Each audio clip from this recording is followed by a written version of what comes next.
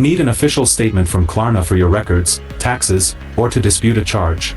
In this video, I'll show you where to find and download your statements. Welcome back to Guide with Samuel.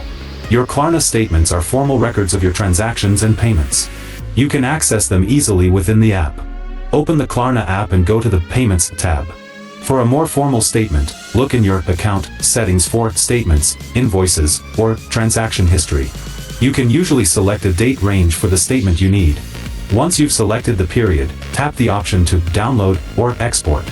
Choose to save it as a PDF, which is the standard format for official documents, and save it to your device or email it to yourself. A crucial pro tip: download and save your statements monthly or quarterly.